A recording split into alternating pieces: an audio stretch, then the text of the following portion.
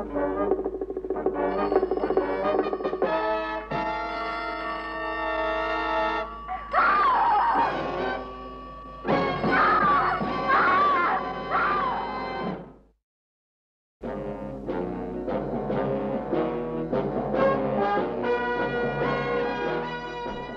les gouvernements ont leurs services secrets. En Amérique, c'est le CIA. En France, le 2e bureau. En Angleterre, le M15.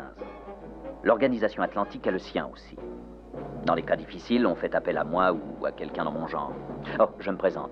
Je m'appelle Drake. John Drake.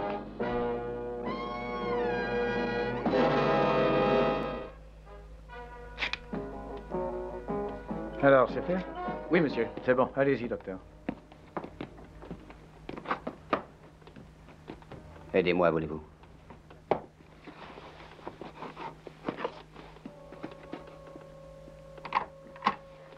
Bonjour, Hardy. Bonjour, Drake. Vous vous êtes mis sur votre 31. Vous allez en soirée, peut-être? Quand vous avez téléphoné, j'étais au théâtre. Que joue-t-on?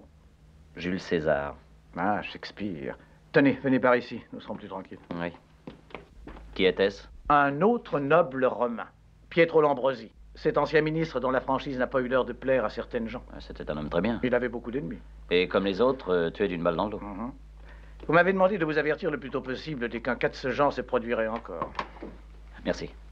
Ce qui porte le total à 7 meurtres. Kolinsky à Madrid, Hofmeier à Budapest, McDurell à Turin. Inutile de me réciter la liste, je la connais par cœur. Mais ce qui paraît le plus déroutant, c'est la totale absence de motifs politiques dans tous ces assassinats. En Espagne, un Irlandais autonomiste. En France, un diplomate communiste. En Italie, un Cubain anticastriste. Précisément. Je croyais vous avoir donné la solution dernièrement, Monsieur Hardy. Elle paraît dénuée de vraisemblance. Pas encore il y a des siècles, mais de nos jours. Les temps peuvent changer, mais pas les hommes. Pensée pleine de sagesse, Drake. Souvenez-vous, il y a quelques années aux États-Unis, de cette organisation connue sous le nom de Murder Incorporated. Vous les nommez, nous les tuons pour un prix de... C'est ça. Vous pensez qu'il pourrait y avoir une organisation de ce genre en Europe? 6 victimes, hein? Oui. Merci. 6 hommes, tous aussi peu semblables qu'il est possible de l'être, mais tous tués d'une façon identique. Tués d'une balle dans le dos au niveau du cœur à une distance d'environ 2 à 3 pas avec un revolver toujours du même calibre. Et supposons que vous ayez raison. Je suis sûr de ne pas me tromper, Monsieur Hardy. Quel motif possible peut-il y avoir? Relisez votre histoire, Monsieur Hardy. Jules César, par exemple. Détenir le pouvoir et l'autorité vous amène à avoir des ennemis que la crainte rend le plus souvent lâches au point de ne pas oser commettre un meurtre. Et de payer d'autres hommes pour faire ce qu'ils n'osent pas faire. Il n'y a que cette explication qui colle. Les victimes tournaient toutes le dos à leur assassin au moment où celui-ci a tué, ce qui indique que ce n'était pas un ennemi qu'ils auraient pu reconnaître, mais un étranger qu'ils n'avaient aucune raison de craindre. Où est-ce que cela nous amène? Supposons que je possède un ennemi dont je désire être débarrassé à tout prix, sans me compromettre, et que je sois disposé à payer une importante somme d'argent pour le voir éliminé. Et par où commencer? Prendre le premier contact? 6 hommes ont dû résoudre le même problème et ils l'ont fait. Oui, mais comment? Ce qu'on appelle le télégraphe de la brousse, Monsieur Hardy. Passez le mot au bon endroit et laissez courir, la réponse reviendra automatiquement. Trouvez-moi seulement un contact, une personne qui puisse m'introduire à l'endroit convenable. Vous avez de ces mots. Ce ne sera pas difficile. Je vous remercie. Le jour suivant, il fut convenu que Hardy essaierait de m'introduire dans les milieux spéciaux de Soho sous le nom de Lee Maddox, de New York, riche et de profession assez indéterminée. Entrez. Le contact de Monsieur Hardy était exact au rendez-vous. Monsieur Maddox? Ouais, je suis à vous, mignonne. J'ai une carte de Monsieur Hardy. Hein? Ah, c'est très gentil de sa part. Avez-vous déjà travaillé pour lui? Oui. Et quel genre de travail? Je présume que c'est l'affaire de Monsieur Hardy. Tout à fait de votre avis. Vous connaissez bien Soho? J'y suis né, monsieur. Je fais, comme on dit, partie du mobilier. Style moderne, mais fort joli, si je puis me permettre. Vous a-t-il mis au courant? Il m'a dit qu'il s'en remettait à vous. Je suis à la recherche d'une organisation qui fait du meurtre une industrie. Vous payez, il tue sans poser de questions. Vous connaissez quelque chose de ce genre? Non. Croyez-vous qu'il soit possible de trouver ça dans cette ville? On voit tout à Londres. Et moi, quel est mon rôle là-dedans? Hardy disait que vous avez de nombreuses relations dans tous les milieux. Oui, je me défends pas trop mal. Oui, je sais, Hardy m'en a parlé. Avant la mort de mon pauvre mari, nous possédions une maison de jeu à Soho. Dans ce cas, c'est par là que nous allons commencer. Entendu. D'accord.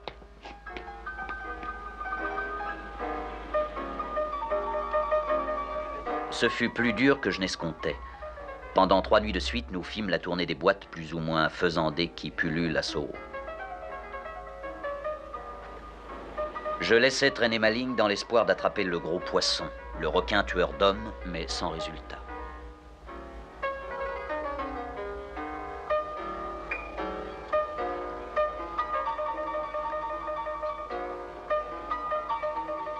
J'eus enfin une touche. Je remarquai une femme à l'allure névrosée, apparemment hantée par la fièvre du jeu.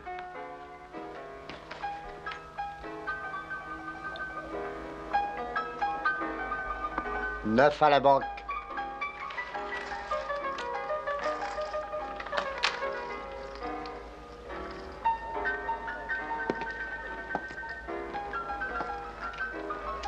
Excusez-moi.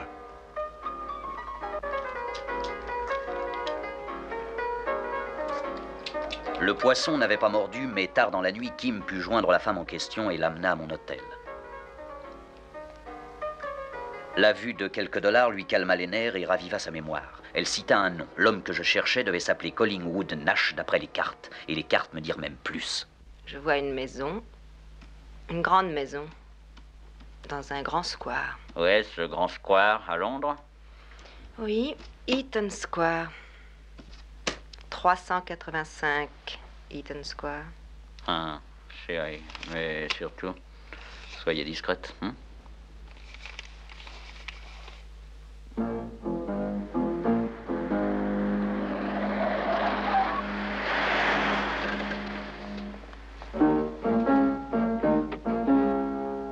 Je craignais que mon informatrice se fût moquée de moi. Rien dans l'apparence de la maison, extérieurement ni intérieurement, ne laissait supposer que j'eusse affaire au chef d'une organisation criminelle. Bonjour, monsieur. Je m'appelle Lee Maddox. Lee J. Maddox. Je voudrais parler à M. Collingwood Nash. Je suis désolé, il est sur le point d'aller aux courses, monsieur. Ce que j'ai à lui dire ne peut attendre. Qu'y a-t-il, Charles? Ah, monsieur Maddox, monsieur. Il insiste. Maddox, je ne crois pas vous avoir déjà rencontré, monsieur. Ah, voici monsieur bébé. Alors, mon chéri, comment nous portons-nous aujourd'hui? Elliot, je t'en prie, ne l'énerve pas. De quoi m'accuse-t-on, martyr que je suis? Il vient d'avoir son biberon. Emmenez-le. Maddox, Lee Maddox. C'est confidentiel. Je vous prierai d'être aussi bref que possible, monsieur. Je partais pour Ascot. Entrez, voulez-vous?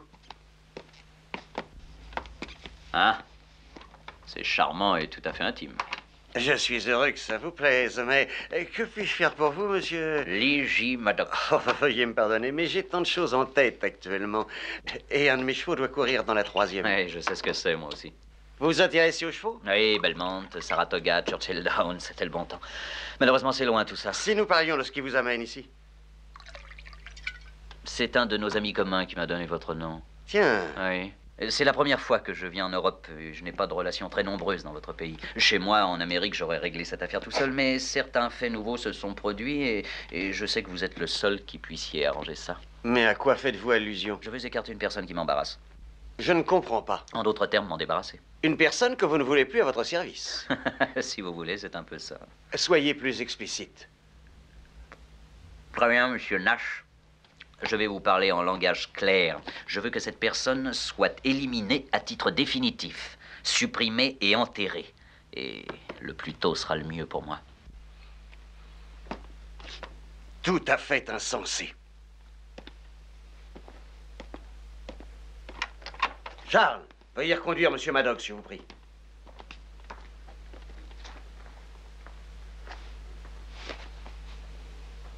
Portez-le en souvenir de moi.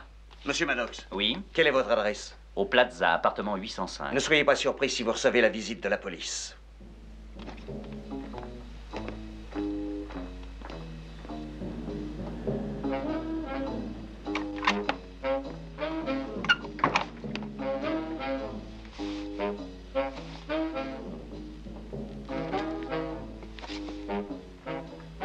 Service cosmopolite. Notre représentant s'est présenté en votre absence. Il repassera.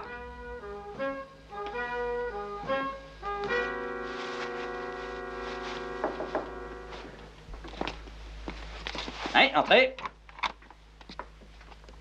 Vous êtes Monsieur Maddox? Oui. Je suis Madame Hamon. J'ai laissé ma carte. Ah oui, c'est vous le représentant des services cosmopolites. Et qui vous a donné mon nom? Un correspondant nous a dit que vous désiriez nos Un services. correspondant. Puis-je savoir à quel service il a fait allusion, Madame Hamon? Mais rien de particulier, Monsieur Maddox. Et quel genre de service proposez-vous?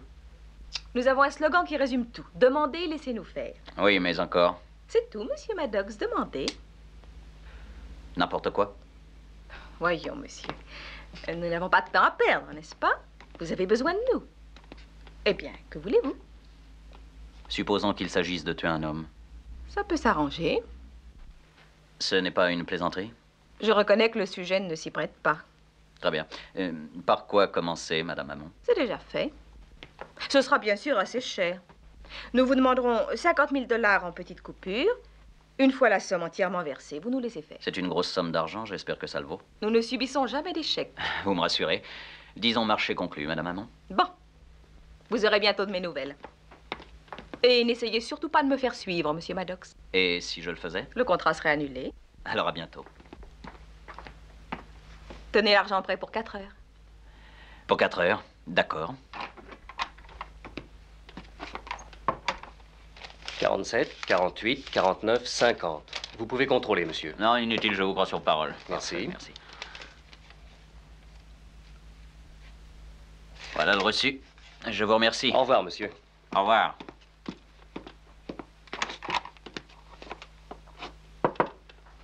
Un paquet pour vous, monsieur. Ah oui? Je vous remercie, mon ami.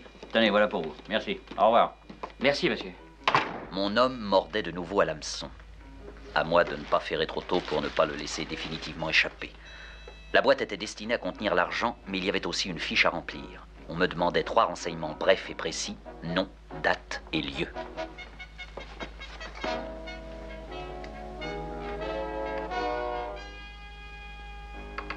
Nom, Ivor Towers. Date, 14 juillet. Lieu, Hôtel Gustave Lyon, Paris.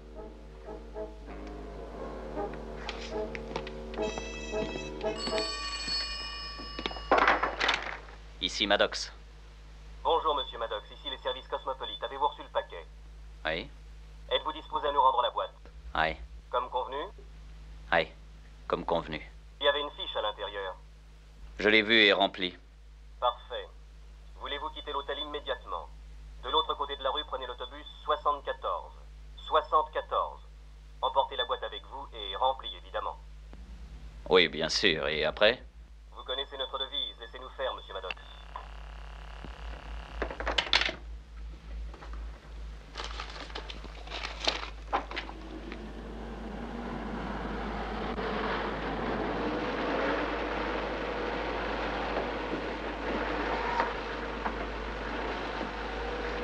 Juste ciel, nous allons sûrement être en retard. En retard? Pourquoi? Mais en retard? Il est 5 heures passées. Et alors? Oh, vous venez de laisser tomber quelque chose. C'est ce que je vois, en effet.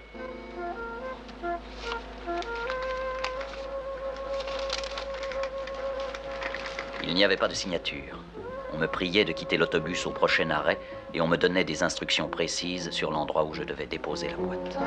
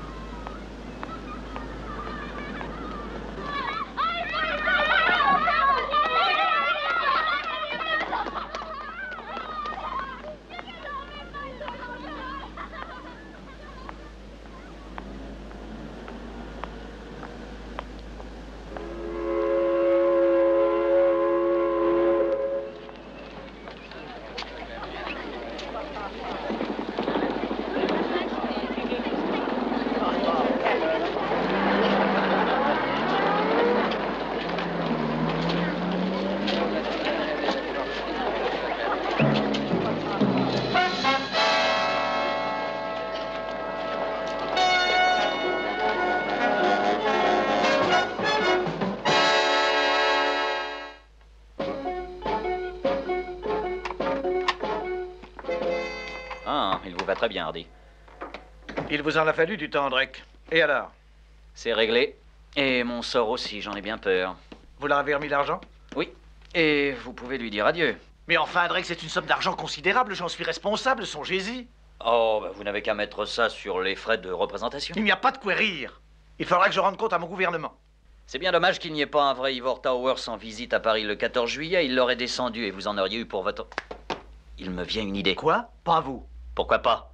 Dans mon présent état d'esprit, je n'y vois aucune objection, mais ils vous tueront, Drake, comme ils ont tué les 6 autres. Non, je ne crois pas, Hardy. Les autres ignoraient que le meurtrier allait les abattre d'une balle dans le dos. Moi, je le sais. Je vais prendre l'avion pour Paris, monsieur Hardy, et ne vous faites plus de soucis. Vous en aurez pour votre argent. Je m'appelle monsieur Ivor Towers, hôtel Gustave Lyon. D'accord?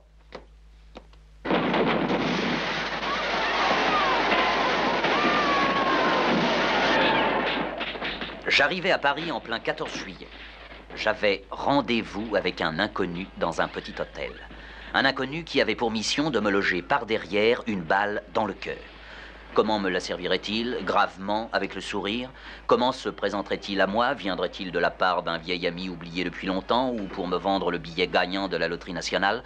Se présenterait-il comme un employé des postes chargé de me remettre un message urgent? Je n'avais qu'à attendre. La réponse me viendrait bien assez tôt, cachée dans le canon d'un automatique. Merci, monsieur.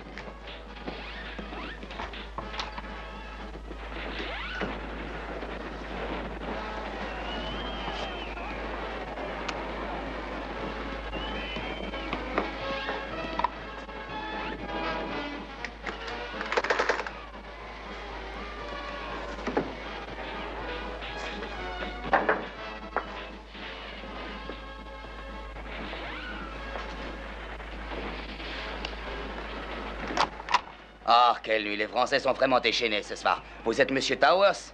En effet. Vogel, Heinrich Vogel de Hambourg. Nous ne connaissons pas, mais nous avons souvent correspondu tous les deux. Vraiment? Vous avez la chance de New York. Vogel, Heinrich Vogel. Hein? Ah, il fait chaud. Vous permettez, j'ouvre la fenêtre. Hein? Faites, je vous en prie. Ah. Auriez-vous un fer d'eau fraîche pour moi, je vous prie? Oui. Bon. Et vous avez bien dit Vogel. Vous êtes de Hambourg, consolidité de plastique. Vous êtes bien Monsieur Towers de New York. Je vous l'ai dit. Mon nom est bien Towers. Bob Towers, l'incorporated. Hein? Non. Ivor Towers. Mais alors? Mais alors, il s'agit peut-être d'une autre personne, ça arrive. Oui, ça arrive. À Paris, le 14 juillet, tout cela peut arriver. Hein? Oui, oui, bien sûr, en effet. J'espère, monsieur, que vous voudrez bien encore m'excuser. Hein? 1000 fois pardon, j'ai confondu de monsieur. C'est vrai que j'ignorais. Au revoir, monsieur Vogel. Oh, pardon, bel enfant, je m'excuse et désolé. Oh, on se déplace vraiment avec la légèreté d'un buffle. Et on aime les buffles, hein? Ah, on essaie de se caser, grand-père, mais je les aime mieux plus jeunes. Bonjour. Tout seul, un soir de 14 juillet? Pas tout seul, non. J'ai rendez-vous avec une femme. Remettez-le, vous avez rendez-vous avec moi. Allez, venez ici, on s'ennuie à mourir. Alors, je suis désolé, mais c'est un rendez-vous que je ne puis remettre. Hein? Eh bien, dans ce cas, je vais entrer et l'attendre avec vous. C'est une rousse ou une blonde? Est-elle aussi belle que moi? Certainement pas, mais elle serait très fâchée si elle vous trouvait ici en arrivant. Alors, si vous le voulez bien, laissez-moi seul. Je vous Les prie. jeunes hommes d'aujourd'hui gaspillent leur chance. Je vais vous laisser seul. Mais on va boire un verre, hein? On va boire aux souvenirs qu'on aurait pu avoir ensemble. Désolé, je n'ai que de l'eau. Oh, quel puritain! Eh bien, nous trinquerons avec de l'eau. Je crains que votre rendez-vous ait été retardé quelque peu. Non. Elle va venir. Vous faites des illusions, Monsieur Towers. Vous ne la verrez jamais plus.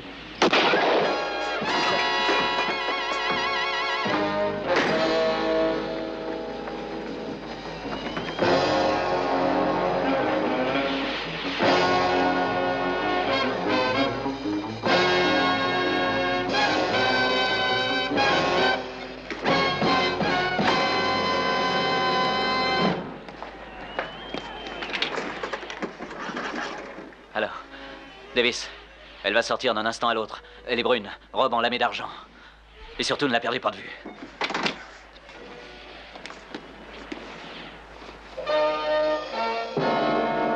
On m'avait bien dit que le gilet protège-balles était efficace à une distance minimum de 2 pas. Il était heureux pour moi qu'elle ne se fût pas approchée plus près.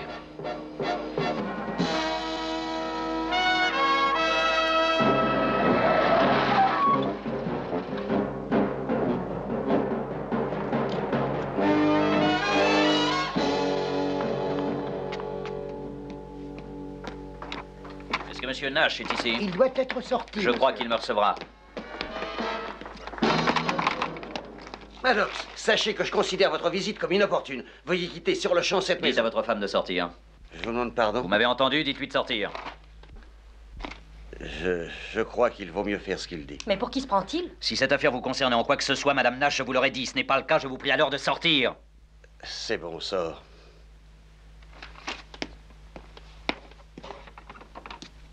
Monsieur Maddox, je n'aime pas qu'on élève la voix dans cette maison.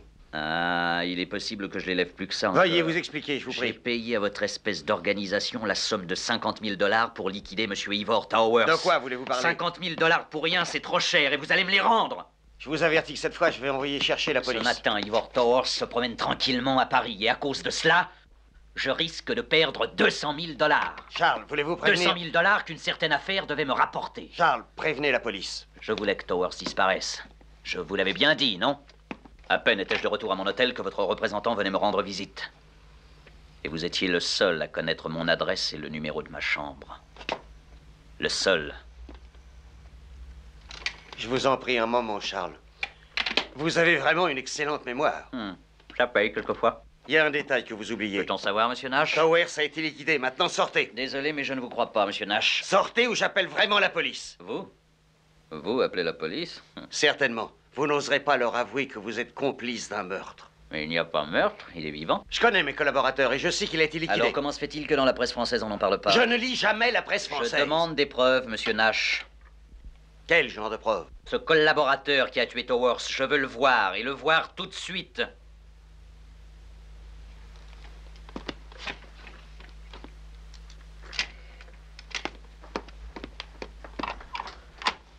Bonjour. Bonjour, mademoiselle. Monsieur Collingwood Nash est dans la bibliothèque. Déjà là?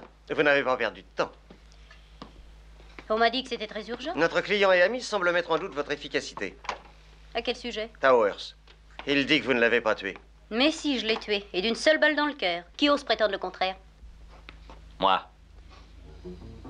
Towers. Eh bien vivant, n'est-ce pas?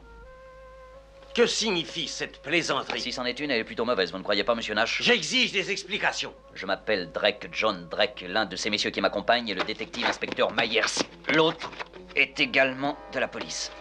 Sergent Davis. C'est très bien, je vous remercie, messieurs. C'est bon, Nash, suivez-nous. Vous aussi, mademoiselle. Allez, venez.